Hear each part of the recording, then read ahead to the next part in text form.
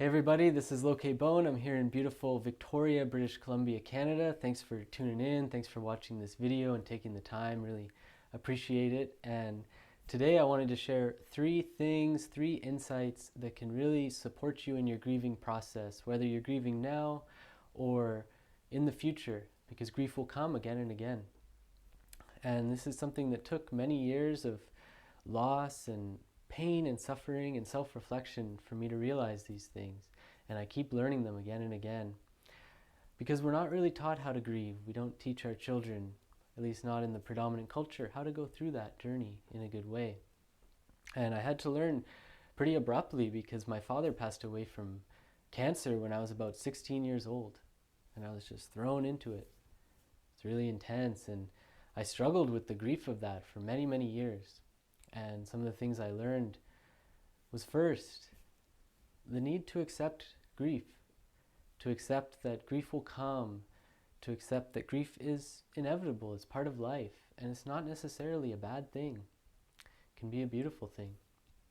And I realized that some of the deepest suffering I experienced when I was grieving was actually the resistance to grief, the pushing away of grief, because sometimes you just want to be happy or you just want to be back to your normal self.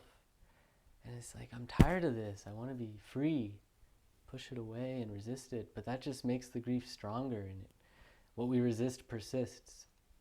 So I realized eventually that when I accepted grief and brought it into my heart, it moved quicker and more easily and gracefully and in a good way. And through that, I realized the need to make friends with grief. That grief can be a very strong ally. That grief is not a bad thing, but actually a beautiful part of this human experience, and it makes us human. It's part of humanity, just like death and just like life. And the sooner we can make friends with grief, the better, really, because grief will come in small ways and in big ways. Maybe losing a partner, or a relationship ending, losing a loved one to sickness, or losing a job, or just any transition in life. It can stir grief. And the sooner we make friends with grief, the sooner we learn how to navigate it. It's like any relationship. If you've ever been in a toxic relationship, I'm sure you know how much it can destroy your spirit and destroy your well-being. And how a healthy relationship can bolster you and make you stronger and happier and more fulfilled.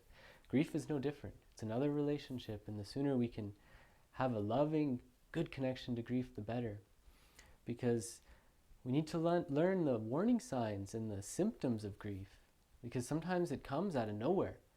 We're living a good life and boom, someone dies, or we're just walking down the street and you hear a song, or you smell a smell, or you see someone, and suddenly the grief comes back. You thought you're over it, and it's back. It's right there, and you feel that hardness in your heart, or that feeling in your stomach. That's the warning sign. Okay, it's time to reflect. It's time to sit and say, hey, old friend, hey, grief, you're here. What do you need? What are you trying to tell me? Which leads me to the third thing, which is to make offerings to grief, to make payments to death. What do I mean by that? It's like when you go to the grocery store. You got to make a payment. You want your veggies? Gotta pay. Give them money. Grief comes, you want to have your happiness, you want to have your freedom. Death comes, you want to live again, you want to come back, then make your payment.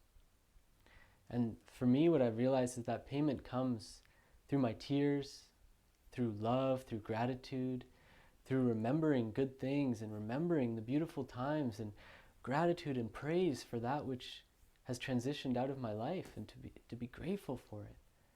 That's such a beautiful payment, and it makes death happy. It makes grief happy. Because death will come. And there's no life without death.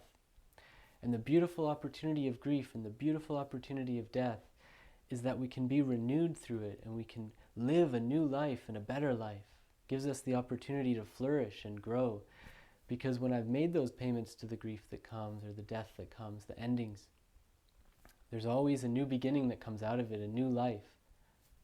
The space that grief is, because grief is just space.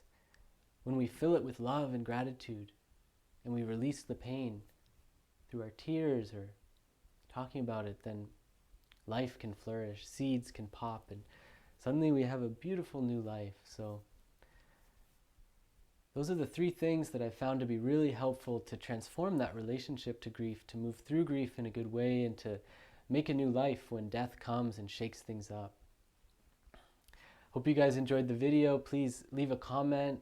What are you going through? Are you grieving right now? What have you learned from your grief? What are you feeling about that? What's your insight about death and grief, and what's helped you through your process? Please leave a comment below. Give a like to this video and subscribe to my channel. Would love to keep a relationship with you guys because I'm going to be releasing a lot more videos. So remember to take care of your relationships, live from your heart, and keep shining your light out into the world. Love you guys.